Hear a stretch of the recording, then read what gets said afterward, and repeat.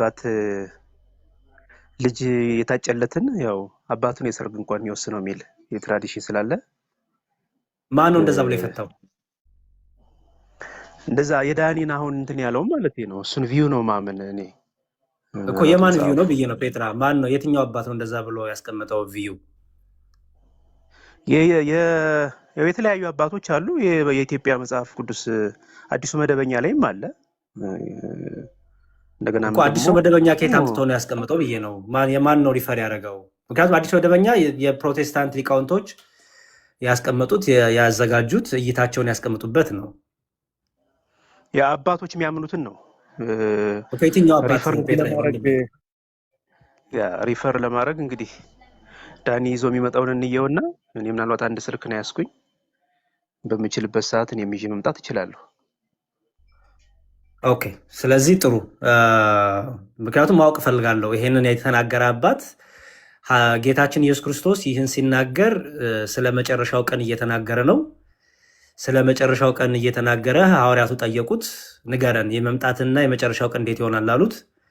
ስለዚህ ይህን እየመለሰላቸው ነው። ሰው በምን አንጻር ሆኖ ከሰርግ ጋር እንደተገናኘ አልገባኝም። ኢቭን ወደ ሰርግ እንኳን በሚለው ኮንሰፕት በአይሁድ ባህል እንኳን ብንወስደው አያስኬድም። ምክንያቱም አባት ይቀድማል፣ ልጅ በኋላ ይመጣል።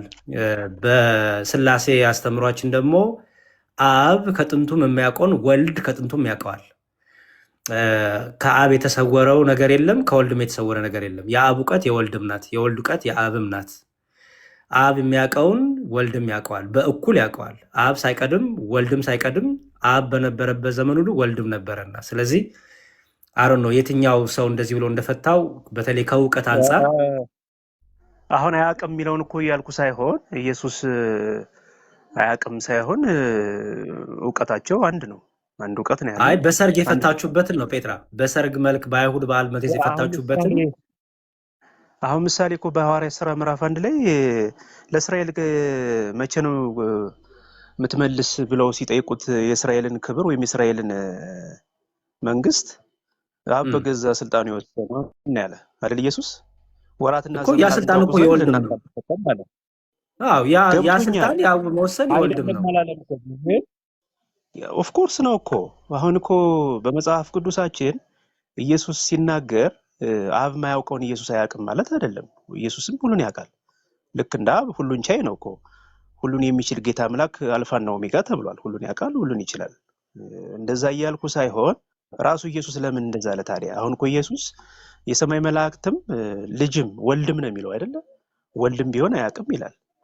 አዎ እኛማ እሱንማ በምን ቅድም ፈታ ነው መሰለ ጴጥራ ወንድሜ።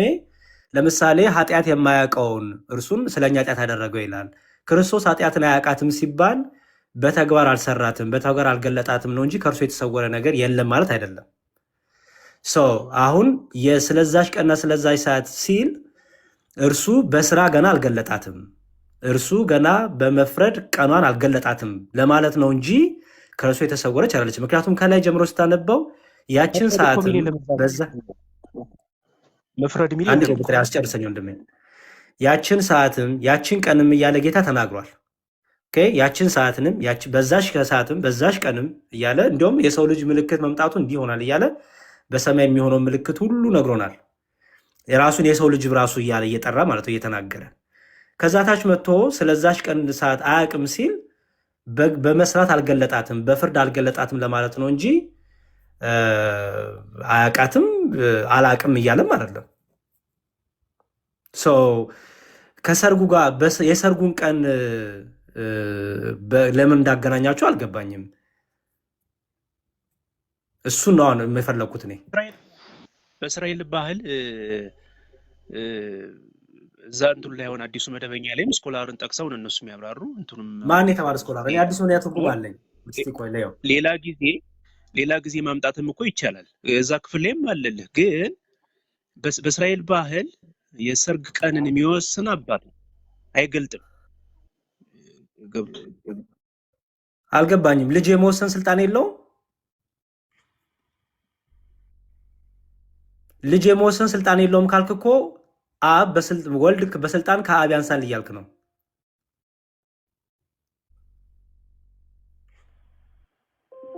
እየተቆራረጥክ ነው።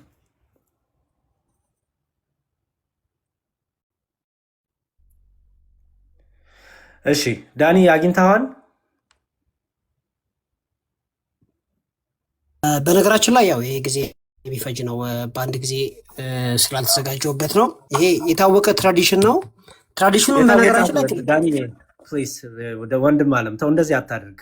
ማስረጃ እስካላሳየ ድረስ ቆይ አንዴ ስማኝ። ማስረጃ እስካላሳየ ድረስ የታወቀ ነው አትበለኝ። ማስረጃውን አምጣ 3 ደቂቃ ብለህ ነበረ። ማስረጃው በሌለው ነገር ላይ በቃ ትክክል ነው የታወቀ ነው እንዳትል አልፈቅድልህም። ማስረጃው አለ ወይስ የለህም? ያሬድ ይሄ ማስረጃ ከኢየሱስ ክርስቶስ አምላክነት ጋር የሚጻረስ ዶክትሪን አለው እንዲ አሁን የተናገርኩት ማስረጃው አለ ወይስ የለህም ዳኒ? ምክንያቱም ስለ ክርስቶስ የማቴዎስ ወንጌል ምዕራፍ 24ን ስለዛች ቻትና ስለዛች ቀን ከአባት ብቻ በቀር የሚለውን በዚህ መልኩ ፈተውታል አባቶች ስላል ካምጣልኝ ያልኩት ነው። ስኮለርሊ ሪፈረንስ ነው ያልኩ በመጀመሪያ ደረጃ እና ቴክስ ታይም ግን የስላሴን አስተምህሮ ይጣረሳል ወይ ነው ጥያቄ። ይሄ የሚጣረስ የስላሴ አስተምህሮ የእንትናችሁም አዲስ መደበኛ ትርጉም ይጣረሳል። እንኳን ይሄ አይደለም አዲስ መደበኛ ትርጉም ላይ እየገባ ከሆነ አሳየኝ። አይጣረስም። ላሳይህ። ኦኬ፣ ስለዚህ አይጣረስም። በጣም ጥሩ ላሳይህ። አዲስ መደበኛ ትርጉም ስለ ስላሴ የጻፈውን አላየኸውም? አንድ ስህተት አታገኝበትም። እኔ ዛሬ በቪዲዮ ነው ወጥቼ ኦርቶዶክስ በሆነው እኔ ኦርቶዶክስ የምትሆነው በዚህ መልኩ አይደለም ዳንዬ። ኦርቶዶክስ የምትሆነው ስለ አንድ ምናምን ሳይሆን ኦርቶዶክስነት ህይወት ነው። ስለዚህ እሱ እንኳን ይቅርብ፣ እሱን ተወው ዳንሾ። አሁን የምናደርገው ነው ጀስት ሾዩ ነው። ያን ያክል ምንም ስህተት የለበት ማለት ነው። በነገራችን ላይ በዚህ ደረጃ ላሳይክ ነው፣ ችግር የለውም። በጣም በደስታ አሳይሃለሁ። ይሄን አንተ ስህተት የለበትም ካብ ትቀበለዋለህ ማለት ነው። ይህን ትምህርት እሱ ያንተና አዲስ ትርጉም የተረጎሙት የፕሮቴስታንት ሊቃውንቶች ድርሻ ይሆናል። እኔ ስለሱ ብዙ አይመለከተኝም፣ ግን ላሳይ ዳኒሾ።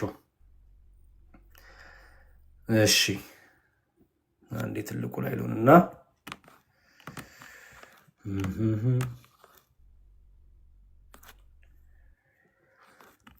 እሺ አዲስ ኪዳን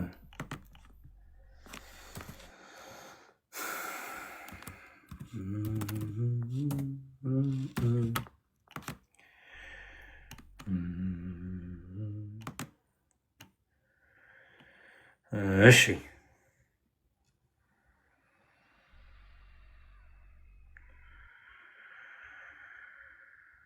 ኦኬ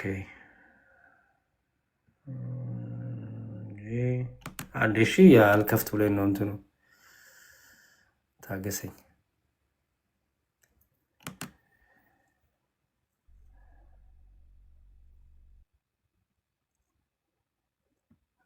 እሺ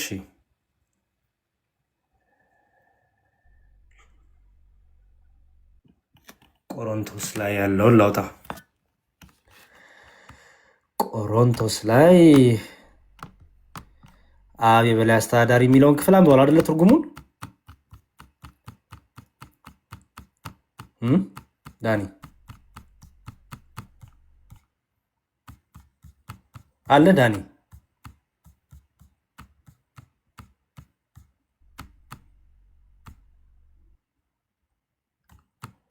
አረ ዳኒ ሚዩት ላይ ነው ባይዘው።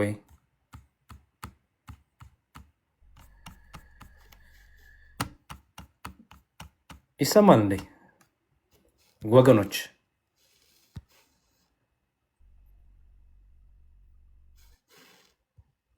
ወገን ሰማ ይሆን? ኤክስፓንድ አድርግና ራሴን እሺ ላሳይ።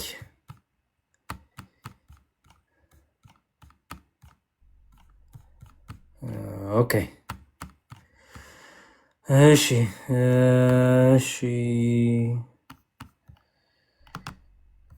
ይሰማል አይደለ? እሺ ጥሩ። አንዴ ቆይ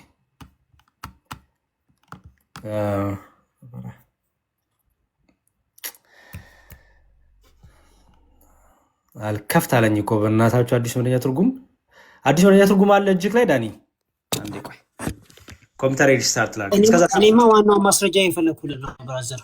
አንተ እንደፈለግክ እንትን አድርግና ከዛ ውስጥ እሺ ፈልግ ምን ችግር የለውም። በጣም ሰናይ። እሺ አንዴ ኮምፒውተር ሪስታርት ላድርግ። እስከዛ ያላችሁ እንትን አድርጉ፣ ታፕ አድርጉ ፕሊዝ። እሺ ታፕ ኮፕሊንግ ሼር አድርጉ።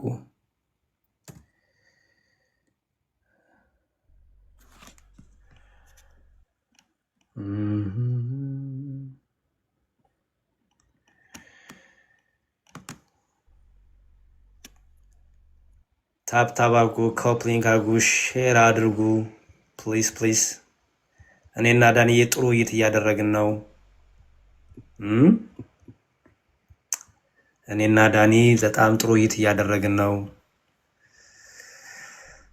እሺ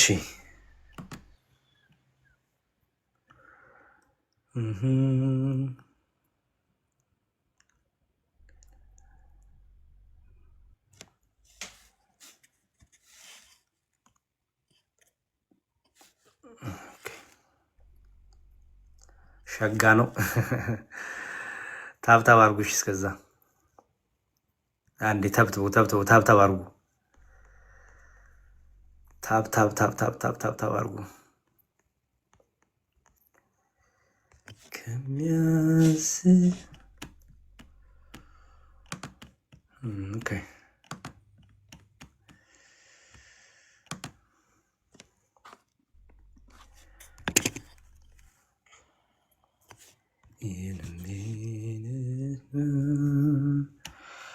ቆሮንቶስ ስንት ነበረ?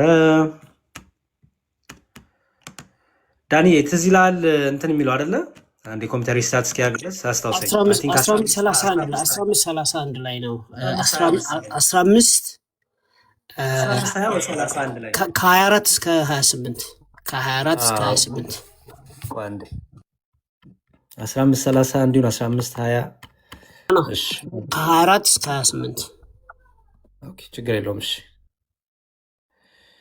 አንዴ ቆይ ኢፌክትስ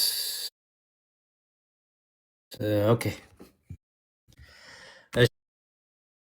እሺ ይኸው አዲስ ወዲያ ትርጉም ነው ይሄ። ይኸው አዲስ ወዲያ ትርጉም ነው ይሄ። ከማጥኛ ጽሑፍ ጋር ይላል። ይኸው ቆሮንቶስ ኦኬ እሺ ቆሮንቶስ 10 11 12 13 15 እሺ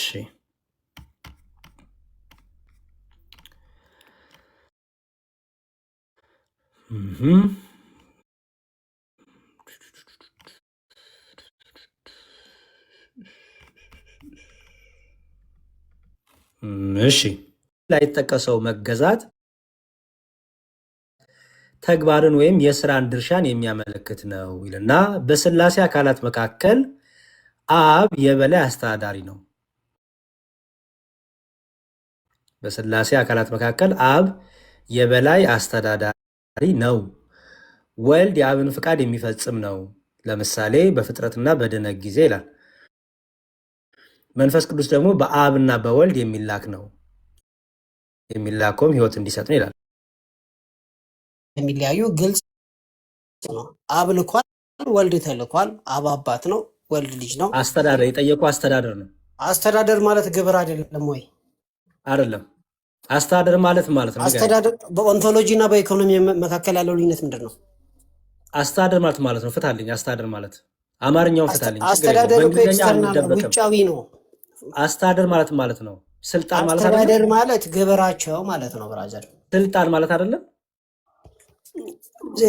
በስልጣን በአገዛዝና በመለኮት እኩል እንደሆነ እኮ እዚሁ ራስ አንብባለሁ። አስተዳደር ማለት ስልጣን ነው ወይስ አይደለም እኮ? ሳልቬሽንን በተመለከተ ኢኮኖሚን በተመለከተ በግብር አንድ ናቸው። ማነው ሶሪ፣ በኦንቶሎጂ አንድ ናቸው። አስተዳደር ግብርን ነው። ስለ ኦንቶሎጂ አልጠየኩም። እዚህ ጋር አስተዳደር የሚለው ምክንያቱም ከምን ጋር ተይዞ ነው የመጣው? ይገዛል ለሚለው ተይዞ የመጣ ነው። ወልድ ራሱ መጽሐፉ ይላል አይልም? ብራዘር አንዴ ቆይ አንዴ። እኛ ይሄን ክፍል ይገዛል የሚለው ምን ማለት እንደሆነ የእኛን ፍቻ አሳያለሁ። ምንም ችግር የለውም። አውቀዋለሁ። እዚህ ምንም ጋር አንድ ቆይ ዳኒ ፕሊስ። አሁን እኮ መጽሐፉ የሚለውን የጠየከኝን የታገልክ ነው አንተ አሁን። ምንም አልታገልኩም። አንተ ነህ የታገልክ ያለው። ምክንያቱም ትርጓሜክ ምን ብሎ ስላስቀመጠን ነው የታገልክ ያለው። ይገዛል፣ የሚገዛው ነው የሚለው። አየው፣ የሚገዛው ነው የሚለው። እኮ የሚገዛው ይገዛል የሚል በአስተዳደር መጽሐፍ ውስጥ አለ የለም? ይገዛል የሚል ለምሳሌ እግዚአብሔር ተጸጸተ የሚል ስለተገኘ ይጸጸታል ማለት አይደለም። ሰው ይገዛል የሚለውን ቃል ይዘህ ይገዛል ብለህ ከተረከብክ እኮ እንኳን በግብር ላይ አንተ ይገዛል ይላካል ማለት ነው አይልም። እዚህ ጋር ይላካል አይልም የሚለው እኮ። ምንድን ነው? ለእርሱ መጽሐፉማ ይገዛል። ይገዛል ብሎ ጽፎልሃል። አንዴ መቀበል አለመቀበል ያንተ ይላ- ፋንታ ነው። ይላካል አይልም። ይላካል የሚለው ሀሳብ አይደለም እዚህ ጋር። ጌታ እዚህ ጋር ያለው ተልኬ የመጣው አላለም አንዴ እዚህ ጋር ያለው ስለ መላኩ አይደለም የሚያወራው። እኮ። ስለዚህ የመገዛት ማለት ይሄንን ነው የሚያሳየው። ቃል በቃል ስለ ተጽፏል። መላኩ አይደለም የሚያወራው፣ ስለ መላኩ አይደለም። እዚህ ጋር የሚለው ወልድ ራሱ ለእርሱ ይገዛል ነው የሚለው። ወልድ ራሱ ለእርሱ ይገዛል የሚለውን የአንተው መጽሐፍ የአንተው አባቶች ሲያብራሩ ምን ብለው አብራሩ? የሚገዛው መገዛቱ በአስተዳደር ነው ነው የሚለው። እና ስለዚህ በምንድን ነው የሚገዛው? አስተዳደር በምንድን ነው የሚገዛው? ይገዛል እሱማ ያለው ኦኬ። እዚህ ጋር ሲጀመር ይሄ እየተናገረ ያለው ወልድ ራሱ ይገዛል ሲል ለሞት ይገዛል ለማለት ነው እንጂ ለአብ ይገዛል አይደለም። ሞት ከመቼ ጀምሮ ነው ገዢ የሆነው? ኦኬ፣ በጣም ጥሩ። ስለዚህ ይሄን አንድ ጨርስልኛ፣ የኔን ፍቻ ያሳያለሁ። በጣም ጥሩ። እሺ፣ ወልድ ለአብ የሚገዛው በአስተዳደር ነው ማለት ነው። ፍታልኝ ቶሎ በል። ፋንክሽናል ነው ወይም ደግሞ በአገልግሎት ወይም በምንነት አይደለም፣ በስራ እዚህ ጋር ግብር ነው። ፋንክሽናል አይልም፣ እዚህ ጋር በአገልግሎትም አይልም። የሚለው ምንድን ነው? መገዛት እኮ ወልድ ኔቸር ራሱ አይደለም። አንተ እኔን ብትገዛ ከአንተ ከኔ የተሻልክ ሰው ነህ ማለት አይደለም። እኔ እናንተ ምሳሌ አንሆንም። እሱን ተወው እዚህ ለምን ጋር ማለት ነው? ምክንያቱም እኔ እናንተ የየራሳችን ፍቃድ ያለን የራሳችን ዓላማ ያለን የየራሳችን የማንገናኝ ነን። ምንም አይነት ኮኔክሽን እኮ የለንም። መጽሐፉ ይገዛል ያለውን አልገዛም አይገዛም ብለህ የምታስረዳበት ምክንያት ምንድን ነው? መልስልኝ። መጽሐፉ ይገዛል የሚለው በአስተዳደር ነው የሚለው። ስለዚህ አብ የወልድ እኮ አስተዳዳሪ ነው። ይገዛል መጽሐፍ የራሱ ያንተው መጽሐፍ አብ ይገዛል ይላል። የወልድ አስተዳዳሪ ነው ወይ? ፋንክሽናሊ ወይም ደግሞ እ ኦኬ እጅን ስታነሳ ልታስወርደ መስሎኝ ዝም አልኩልህ። አስወርደ። እሺ ይኸውልህ ይገዛል የሚለው መጽሐፉ ቃል በቃል ስላለ ሲያስረዱ ወልድ በሰውነቱ ለአባቱ ለአምላኩ ይገዛል ማለት ነው። ቃል በቃል ተጽፏል አይልም እዚህ ጋር አይልም። የእነሱ ያሉት እንደዛ አይደለም እያሉ ያሉትን ያው ቃል በቃል የጻፉትን አንተው እኮ የአንተው መምህራን እያስተካከልክ ነው። የሚለው ምንድን ነው? ወልድ ራሱ ለእርሱ ይገዛል ሲል ወልድ ለአብ የሚገዛው በአስተዳደር ረገድ ነው ይላል። ስለዚህ ይሄ መላክ አስተዳደር አይደለም? ኑረድ ማለት አስተዳደር አለ። አንዴ ስማኝ ዳኒ፣ ጥያቄ አሁን አስተዳደር ማለት ስልጣን ማለት ነው አይደለ? አስተዳደር ማለት አስተዳደር ነው። በመለኮት በአገዛዝ በስልጣን አንድ ተብሎ ተጽፎላል። አስተዳደር ማለት ማለት ነው ንገረኝ። አስተዳደር ማለት እኛም በተመለከተ ይሄ ሳልቬሽንን በተመለከተ ይገዛል ተብሎ ተጽፎላል። የተጻፈውን እንዳለው እኛን በተመለከተ አይደለም የሚለው አይልም። ለእርሱ ይገዛል ወልድ ራሱ ለእርሱ ይገዛል ነው የሚለው። በነገራችን ላይ አባቶች ያፈቀዱታል ነገር ፋንክሽናል ሰብኦርዲኔሽን ያለ ነው። አባቶች ወልድ ራሱ ለአብ ይገዛል የሚለውን ሲፈታው ምንድነው? ሶሪ ወልድ ራሱ ለእርሱ ይገዛል። አሁን ለእርሱ የሚለው የአንተው የጴንጤው መጽሐፍ ለእርሱ ብሎ ነው የፈታው። የአንተ መጽሐፍ ይገዛል ነው የሚለው። የአንተ መጽሐፍ ራሱ ይገዛል እርሱ የሚለው ጥሩን አላሳየ። ስለዚህ በቃ ስለዚህ የምናደርጋለን የእናንተ አሁን ቆሮንቶስ መልእክትን እንፈታለን ማለት ነው። ስለዚህ ምን ያህል ስህተት ትርጉም እንደሆነ ላሳየ። አንደኛ ቆሮንቶስ ምዕራፍ 15 ላይ እንዲህ ይላል። እሺ ከዚህ ልጀምር፣ ከቁጥር 25 ጀምሮ ልጀምር። እንዲያውም ከቁጥር ስንት ልጀምር መሰለ? ከቁጥር 20 ጀምሮ ልጀምር። አሁን ግን ክርስቶስ ላንቀላፉት በኩራት ሆኖ ከሙታን ተነስቷል። ሞት በሰው በኩል መጣ፣ ትንሣኤ ሙታን በሰው በኩል ሆኗልና። ሁሉ በአዳም እንደሚሞቱ እንዲሁ ሁሉ በክርስቶስ ደግሞ ሕያዋን ይሆናሉ። ነገር ግን እያንዳንዱ በራሱ ተራ ይሆናል። ክርስቶስ እንደ በኩራት ነው፣ በኋላም በመምጣቱ ለክርስቶስ የሆኑት ናቸው። በኋላም መንግስቱን ለእግዚአብሔር ለአባቱ አሳልፎ በሰጠ ጊዜ አለቅነትም ሁሉ ስልጣን ሁሉ ኃይልን በሻረ ጊዜ ፍጻሜ ይሆናል። ጠላቶቹን ሁሉ ከእግሩ በታች እስኪያደርግ ድረስ ሊነግስ ይገባዋልና። የኋለኛው ጠላት የሚሻረው ሞት ነው። የኋለኛው ጠላት የሚሻረው ማን ይላል ዳኒ? ሞት ይላል እንዴ? ሁሉን ከእግሩ በታች አስገዝቷልና። ማን ነው ይሄ ሁሉን ከእግሩ በታች ያስገዛው? እግዚአብሔር አብ። ኧረ ተው እንዴ ታዲያ ያው ሁሉን ከእግሩ በታች አስገዝቷልና፣ ነገር ግን ሁሉ ተገዝቷል ሲል ሁሉን ካስገዛለት በቀር መሆኑ ግልጥ ነው። ማን ነው ይሄ? እኮ ለኢየሱስ ነው የተገዛው። እግዚአብሔር ለኢየሱስ ነው ያስገዛው። ማንን? እግዚአብሔር ሁሉን ነገር ለኢየሱስ ክርስቶስ እግዚአብሔር አብ ለልጁ እንዲገዛ አደረገ ማለት ነው። ሌላ አዲስ ነገር የለው። እሺ በደንብ ስማው ዳኒ። የኋለኛው ጠላት የሚሻረው ሞት ነው ካለ በኋላ ሁሉን ከእግሩ በታች አስገዝቷልና፣ ነገር ግን ሁሉ ተገዝቷል ሲል አስተውል።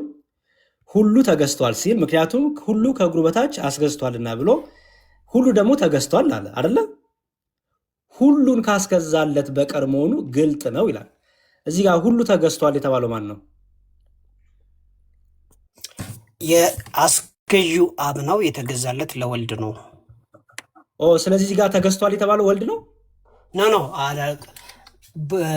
የቱ ጋር ነው ያነበብክ ያለው? 24 ላይ ነው ያነበብክ ያለው ዳኒ። 27 ላይ ነው። አስተውልና ይህ ምን ይላል? ሁሉን ከእግሩ በታች አስገዝተዋልና ነገር ግን ሁሉ ተገዝቷል ሲል ሁሉን ካስገዛለት በቀር መሆኑ ግልጥ ነው ይላል። ሁሉ ተገዝቷል የተባለው ሁሉ የተገዛው ማን ነው? ሁሉ የተገዛለት ለማለት ፈልገህ ነው? ለአለው የተገዛለት እኔ አላልኩም። መጽሐፍ ቃሉ ነው የሚለው። እኔ አላልኩም። ቃሉ ተገዝቷል ለኢየሱስ ነው። ሁሉ ተገዝቷል ሲል ሁሉን ካስገዛለት በቀር መሆኑ ግልጥ ነው። ከአብ በቀር ማለት ነው። ሁሉ ተገዝቷል የተባለው ማን ነው? ለማን ነው የተገዛው? ሁሉ እዚህ ጋር የተገዛው ማን ነው? ለወልድ። ለወልድ። ይሄ ለወልድ ነው የተነገረው። ለወልድ። ይሄ ሁሉ ተገዝቷል የሚለው ለወልድ ነው። ሁሉ ተገዝቶለታል የተባለው ለወልድ ነው። ለሞት ልትል ነው? እኔን ተወኝ። አንተን ፍች ነው የፈለግኩት። እኔ ለሞት ብዬ ነው የምከራከርህ። አንተ ግን ለማን ነው የምትለው? ለወልድ ብዬ ነው የምረዳው። ለወልድ ነው የምትረዳው? አዎ። በጣም ጥሩ።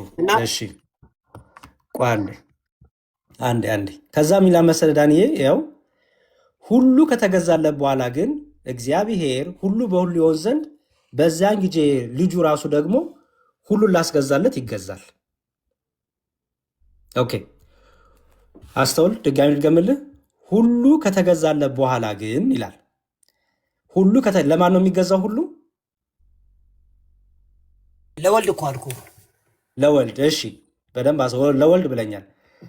ለወልድ ሁሉ ከተገዛ በኋላ ሁሉ በሁሉ ይሆን ዘንድ በዚያ ጊዜ ልጁ ራሱ ደግሞ ሁሉ ላስገዛለት ይገዛል ይላል። ቃል በቃል ይላል።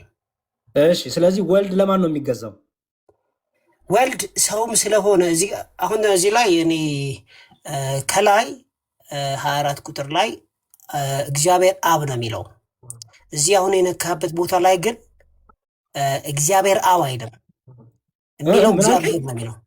24 ቁጥር ላይ እግዚአብሔር አብ ነው የሚለው ለአባቱ ላሳየ። እሺ እያወራ የመጣው ዳንኤል አንዴ ስማኝ፣ እያወራ የመጣው ስለ ሞት ነው። ምክንያቱም ይላል ሞት ስለመጣ ገብቶኛል። ምክንያቱም እዚህ ጋር ለአባቱ ለእግዚአብሔር ስለሚል እግዚአብሔር አብ የሚለውን ወስደክ ነው። ገብቶኛል ዳንኤል። ታች ግን እግዚአብሔር ነው የሚለውና ታች የሚለው ላይ ስላሴ ነው የምንለው፣ ላይ ግን የምንለው አብ ነው። ስለዚህ ኦኬ አልገባም። ኮንፊውዝ አደረከኝ የባሰ። እሺ እታች ላይ የኔን ሀሳብ ላስቀምጥልህና ከዛም በኋላ ክሪቲሳይዝ ታደርገዋለን። 24 ቁጥር ላይ ለአባቱ ነው ብሎ ነው የሚጀምረው። ስለዚህ አባትና ልጅ ስንል አብና ወልድ ነው ማለት ነው። 28 ቁጥር ላይ ግን እግዚአብሔር ብቻ ብሎ ነው የሚያወራው። ስለዚህ እግዚአብሔር ሲል አብን ሪፈር እያደረገ ነው ወይንስ እግዚአብሔር ጋድ ሄድን ሪፈር እያደረገ ነው? ሜንሽን አያደረገውም። እንደምናውቀው አብ ወልድ መንፈስ ቅዱስ አንድ አምላክ ስለሆነ ታች ያለው ለስላሴ ብለን ነው የምንረዳው። ባርነስ እንደዛ ነው ኤክስፕሌን የሚያደርገው። ላይ ያለውን ደግሞ እግዚአብሔር አብ ነው። ባርነስ አባት እኮ አይደለም ዳኒ፣ ስኮላር ነው። ጀስት ስኮላር። የአባቶች ትርጉም ምን አታመጣም? እኔ አውስ የሆነ ነገር ዝም ብዬ የተፈላሰፍኩ እንዳልሆነ እንድታቅ ብዬ እኮ ነው ብራዘር። ባርነስማ ጀስት ስኮላር፣ ያንተው ስኮላር ነው። ፕሮቴስታንት ስኮላር ነው። አይ ነው። ከዚህ የተሻለ እናንተም አትተረጉሙ። የእናንተንም እኮ አውቀዋለሁ ብራዘር። የእኛን ታውቀዋለህ? አዎ ያው ለሞት ነው የሚገዛው እያልከኝ አለ እዚህ ቁጭ ብለህ። አዎ ላሳየህ ማን እንደዛ ብሎ እንደተረጎመ። ማንም ይተርጉም አያስኬድም፣ ግን ማሳየት ትችላለህ። የአንተ ባርነስ እንዴት አስኬደክ? ለአንተ ስለተመቸ ለአንተ ስለተመቸ ባርነስን ተቀበልከው። አባት ያልሆነ ዝም ብሎ ስኮላር የሆነ ተራ ስኮላር የሆነ ሰው ማለት ነው። የአንተው ለዛውም በፕሮቴስታንት መነጽር ነገሮችን የሚፈታ አባቶች የተረጎሙትን አልቀበልም እያልክ ነው ዳኒ? እኔ ችግር እኮ የለብኝም፣ ግን የሚያስኬደው በዛ መልኩ ቢፈታ ነው ብራዘር። ስለዚህ እኮ ይሄ የአንተው ፍቺ ነው፣ የአንተና የባርነስ ፍቺ ነው እንጂ አባቶች ፍቺ አይደለም። የአባቶች ከዚህ የተለየ ከፈቱ ያው ጀስቲፋይ ማድረግ አለባቸው እንዴ። ባርነስን በምን ነው ጀስቲፋይ የምታደርገው? ምክንያቱም የኢየሱስ የአምላክን ወይም የስላሴን በመለኮት በአገዛዝ በስልጣን አንድ መሆናቸውን እና በስም በአካልና በግብር ሶስት መሆናቸውን በጠበቀ መልኩ ነው ባርነስ የፈታው።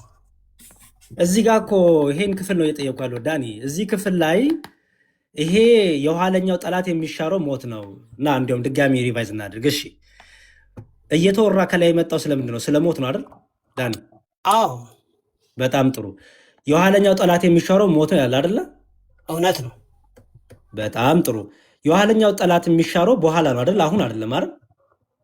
አዎ በጣም ጥሩ። ጠላቶቹ ሁሉ ይላል አስተውል። እሺ ኋላም መንግስቱ ለእግዚአብሔር ለአባቱ አሳልፎ በሰጠ ጊዜ አለቅነትም ሁሉ ስልጣን ሁሉ ኃይልንም ሁሉ በሻረ ጊዜ ፍጻሜን አለ ካለ በኋላ ጠላቶቹን ሁሉ ከእግሩ በታች እስኪያደርግ ድረስ ሊነግስ ይገባዋልና እና የኋለኛው ጠላት አንዴ ቆይ ስማኝ። የኋለኛው ጠላት የሚሻረው ሞት ነው። የሚሻረው ማን ነው አለ? ሞት ነው። ሁሉን ከእግሩ በታች አስገዝቷልና። ኦኬ እዚህ ጋር እየተወራ ያሉ ስለማን ነው? ምክንያቱም የኋለኛው ጠላት የሚሻረው ሞት ነው ብሎ ካለ በኋላ ቀጠለና እዛው ሁሉን ከእግሩ በታች አስገዝቷልና ይላል። ስለማን ነው እየተወራ ያለው? ምክንያቱም ስለ ሞት እየተወራ ነው። ሰብጀክቱ ፓሲቭ ቢሆንም ኢየሱስ ነው። እሱ 27 ቁጥር ላይ ኢየሱስ ክርስቶስ ነው። አዎ ሁሉ ኢየሱስ ክርስቶስ የተባለበትን ከአባቶች ፍቺ አምጣልኝ። እሺ ባርነስም ተሆነ አልፈልግም። እሱ ጀስት ስኮላር ነው። እሺ ዮሐንስ አፈወርቅን ከፍቼ እያየውን ያለሁት ነው። 3 ደቂቃ 4 ደቂቃ እንዳይፍቀድልኝ ችግር የለውም። እኔም ልክፍትል እችላለሁ ዮሐንስ አፈወርቅ። እሺ እይ ዳኒ ችግር የለውም። መምህር ኤፍሬም ገብተው ነበረ ወጡ እንዴ? ኔትወርካቸው ይሆናል። በጣም ጥሩ። የእኛን ትርጓሜ እስከዛ ላሳያችሁ። ዳኒ ያምጣ። እሺ የእኛን ትርጓሜ ግን የቆሮንቶስ መልእክቱን ላሳያችሁ። ይሄ በጣም ድንቅ መጽሐፍ ነው። ዳኒም ያውቀዋል። ብዙ ጊዜ እንዲሁም ፕሮቴስታንት ወንድሞች ይጠቀሙታል፣ አይቻለሁ። ይሄ መጽሐፍ እንደምታዩት የሐዋርያ ቅዱስ ጳውሎስ መልእክት ከሮሜ እስከ ገላትያ ይላል። በጣም ድንቅ የአባቶችን ትርጓሜ ኮምፓይል አድርገው ያስቀምጡበት ነው። ማናቸው? መጋቢ አዲስ ስቦ አዳምጤ ይባላሉ። ይሄ በጣም ግልጽ ትምህርት ነው። ባይዘወይ ስለ ክርስቶስ የተነገረ አይደለም። ኦኬ ስለ ሞት ተነግሮ በኋላ ላይ ክርስቶስን የገባበትን አግባብ ደግሞ አሳያችኋለሁ። እሺ ምን ይላል? ይኸው ምዕራፍ 15 ገጽ 301 ላይ ታገኙታላችሁ። ምዕራፍ 15 ገጽ 301 ላይ አንደኛ ቆሮንቶስ ምዕራፍ 15 ገጽ 301 ላይ ይገኛል። ይኸው እሺ እዩት እንደሚል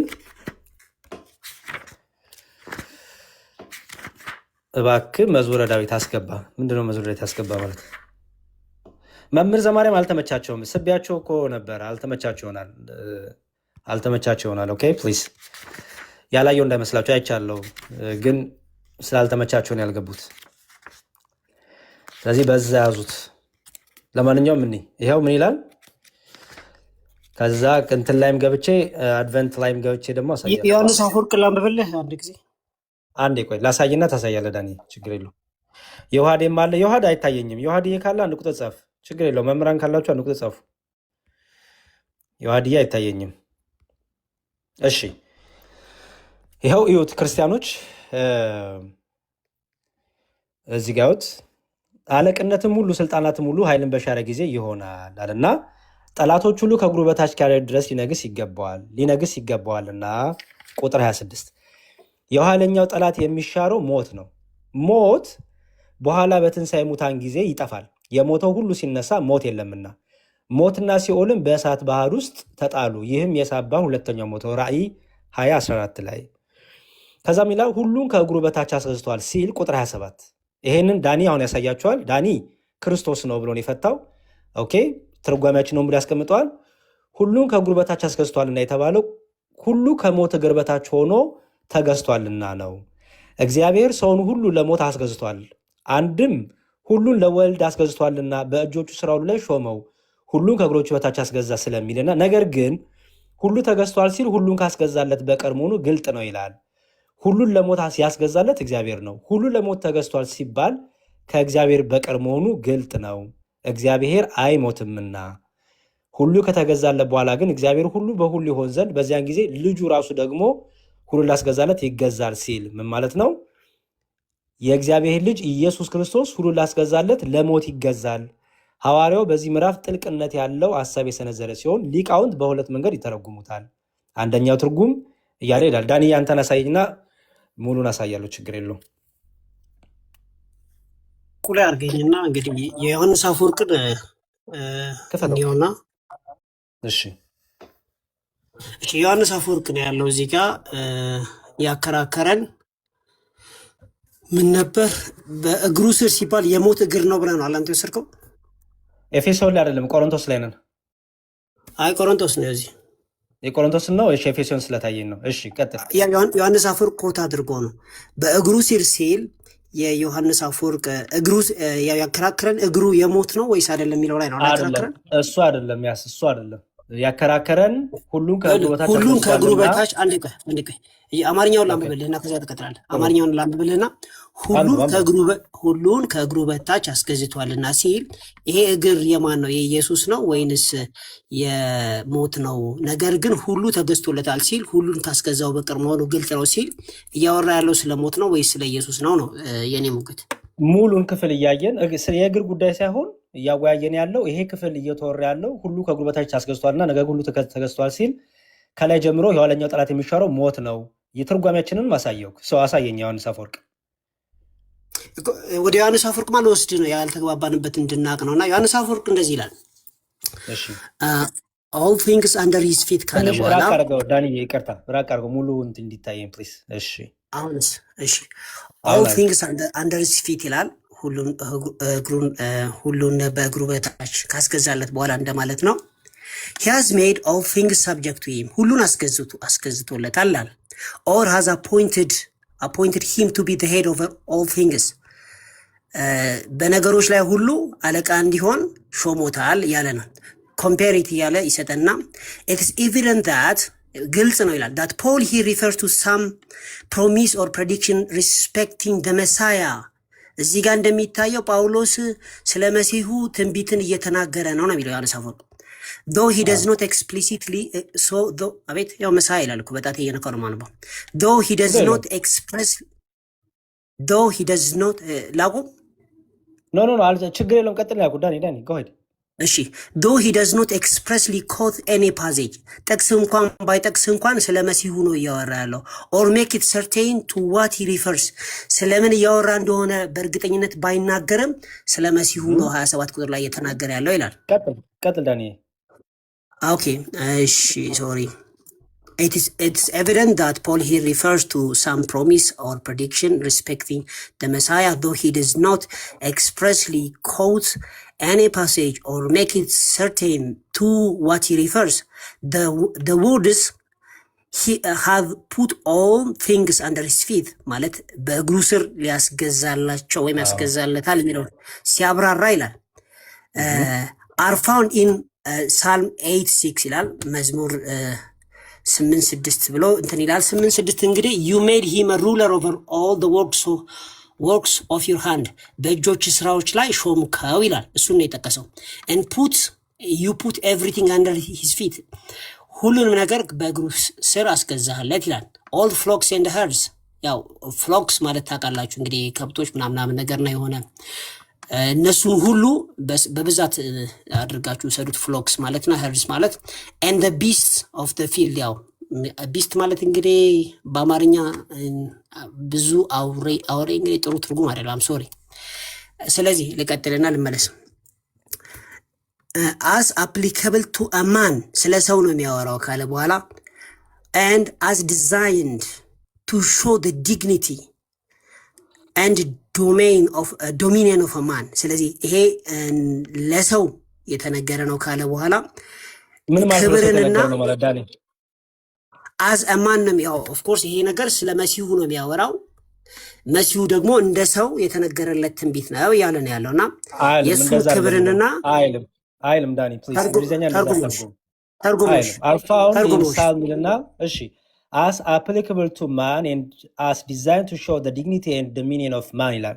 ይሄ ለሰው ልጆች applicable የሆነ የተነገረ ነው። ለሰው ልጆች የተነገረ ወይም ሰዎች ሪፈር ተደርጎ የተቀመጠበት ነው ይልና ለሰዎች ላይ አፕላይ የሚደረግ ነው ይላል። ከዛ whether the psalm has ለሰው ልጆች የሚለው ሳይ ማን ነው እንጂ የሚለው ልጆች ይላል እንደዚህ ጋር አይልም እኮ። ማን ማለት ነው? የሰው ልጅ አይደል? ማን ማለት ነው? ሰዎች እኮ ሰው በላ አንተ ብዙ ቁጥር አረከው። አንተ ሰው እየሰነጠቅ ከሆነ አንድ ማን ነው የሚለው ጋር የተቀመጣለው ኖ ማን ይላል። ስለዚህ አንተ ተሳስተሃል ካልከኝ እኮ አንተ ስተት መስራት የለብህም። ማን የሚለው እዚህ ጋር ስለ አንድ ግለሰብ ነው የሚያወራው። ማን ካለ ማን ብለህ ተተረጉምና ከዛ አውዱን ታስረዳለህ። ስለ አንድ ግለሰብ ነው የሚያወራው ወይ እዚህ ጋር ማን የሚለው በኮቴሽን ያለው? አክቹአሊ እዚህ ጋር የሚያወራው ስለ መሲሁ ነው። ለዚህ ነው ማን የተባለው። አንተ ግን ልጆች ብለህ በብዙ እኔን ተሳስተሃል ብለህ በብዙ ፈታ። ዳኒ ማን የተባለው እዚህ ጋር ስለ ክርስቶስ ነው። ኦፍ ኮርስ መሲሁ ነው ይላል። እዚህ ጋር በጣቴ እየነካው ነው እኮ ማሳይ መሲሁ ይላል። እዚህ ጋር እኔ በኮቴሽን ማን የተባለው ክርስቶስ ነው ወይ እያልኩ ነው ያለሁት። ኦፍ ኮርስ ክርስቶስ ነው። ለክርስቶስ የተነገረ ትንቢት መዝሙር 8:6 ላይ ጠቅሶ ያሳያል። እዚህ ጋር እንዴ ተመለስ ወደ ነበርክበት ተመለስ። ኦኬ እኔ ጠየቁ በኮቴሽን ማን and as designed to show the dignity and dominion of man ይላል። ይሄ ክርስቶስ ነው። ኦፍ ኮርስ at the end of the day ሰዎች እንትን ያደርጋሉ። አንተ ግን ሰዎች ብለህ ለምን ትላለህ? ይሄን ራስ እኮ ሰዎች አልክ እኮ አንተ ነህ እኮ ሰዎች ያልከው ብራዘር ዳኒ። አቋረጥከኝና ሰው እንዲመራ ስለ አንተ ነህ ሰዎች ያልከው ዳኒ አንተ ነህ ሰዎች ያልከው። ቆይ ስማኝ እዚህ ጋር ማን የሚለው the dignity and dominion of man የሚለው ለክርስቶስ ነው የተነገረው። ላይ ለክርስቶስ ከተነገረ በኋላ ሰው ዶሚኔት እንዲያደርግ ተብሎ በነጠላ ቁጥር ተነግሮ እያለ አንተ ምን አመጣህ መሰለ? ሰዎች ብለህ ተርጉመህ ተሳስተሃል። ዳኒ ማን የተባለው ክርስቶስ ነው ብለሃል ወይ? ሰዎች አላልክም ብለሃል። ቆይ ሰዎች ብለሃል አላልክም? እኔማ ብያለሁ። አሁንም በዛ አቋም ያለው አንተ ደግሞ ተሳስተሃል። አልተሳሳትክም። ሰዎች የሚላሳየሽ ሰዎች የሚላሳየሽ ማን የሚለው የሰው ልጅ በሚለው ነው ሪፈር የሚደረገው አይደል? እና የሰው ልጅ ብለህ ለምን አፈተው? አንዴ ቆይ ስማኝ። የሰው ልጅ ብለህ ለምን አፈተው? ዳኒ አንዴ ስማኝ ፕሊዝ ስማኝ። ማን የሚለው የሰው ልጆችን ወክሎ የሚቆም ነው አይደል? ስለዚህ ጋር ቆይ አንዴ ስማኝ ዳኒ ፕሊዝ ልጨርስ ሐሳቤን። ማን and as designed to show the dignity and dominion of man ይላል። ፍታ ውስጥ ይሄንን ተርጎም ማለት ነው። ወንድማችን እዚህ ጋር ሞት ነው ብለህ መተህ ስለ ሰው ስለ ክርስቶስ ነው ያወራው። ይሄን አምናል። ተመለስ ማን የሚለውን ፍታ። አልጨረስንም ገና እኮ ያው የራስ አባት አልጨረስንም። ተመለስ ስለ ሞት ነው የሚያወራው። አልጨረስንም። አላለቀም። ዮሐንስ አፈወርቅን አንብበን አልጨረስንም። ተመለስ። አይ በቃ ኢትስ ኦኬ። ተመለስ ዳኒ እንደተሳሳትክ አውቃለሁ። በቃ ተመለስ። አይ ተው እስኪ እንደሱ አይነት ድራማ ትሰዳኝ። ተመለስና ሞት ነው አላልክም? እዚህ ጋር ተመለስ። አላለቀም። ዮሐንስ አፈወርቅን አንብበን አልጨረስንም። ዳኒ እያነበብክ እያለ ማን የሚለው ሞት የሚል እናገኛለን። ታች ወረድ ስንል ተመለስ። እያነበብን እንሄዳለን። ፕሊዝ ገብቶኛል።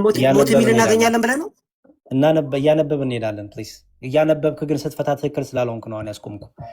ኖ አንተ ሲጀመር ለሞት የተነገረው ብለህ አባትህ መሲሁ ነው ብራዘር ዳኒ ገና አልጨረስንም። አንብበን አልጨረስንም። ቅድም እንኳን ያነበብኩት ፍቺ ላይ ጨረስ። ሉክ እኔ እንዳውም ስለማለት ነው ይታያል። ይሄም ነው ለምን ነበር የተከራከር ነው? ዳኒ ፕሊዝ ተመለስ አንዴ። ለምን ነበር የተከራከር ነው? ተመለስና ማን የሚለውን ፍታልኝ። በሁለቱንም እየፈታን እያየን ያለው ተመለስ። እዚህ ጋር ሞት የሚላል እዚህ ውስጥ ዳኒ ሞት የሚላል ወይ እዚህ ጋር ብራዘር ዳኒ ፕሊዝ እያነበብን ገና ዮሐንስ አፈወርቅ ገና ብዙ እያብራራን ያለው ገና አልጨረስንም። እና አይ ፕሮሚስ አነብልሃለሁ። እያነበብን ችግር የለውም። አንዴ አዳምጠኝ። እኔም አነባዋለሁ እኮ የማንበብ ችግር የለብንም። እኔም አንተም ቆይ አንዴ ማን የሚለውን ፍታ መጀመሪያ። እዚህ ጋር ለምን መጣ? ማን የሚለውን ፍታ እፈታለሁ። ይኸውልህ ማን የሚለውን ከመፍታታችን በፊት አንዴ አይ ምን ፍታ ዳኒ ይታያል። እዚህ ጋር ይሄ ዳኒ የረበሽከው ራስ እናድርገው። መዝሙር አይደል? በቃ እያነበብክ ነበረ። እያነበብከው እኔ አነብልሃለሁ። ይሄን ንገረኝና ቋን ተመለስ። ማን የሚለውን ሳትፈታ የትም አልሄድም ዳኒ።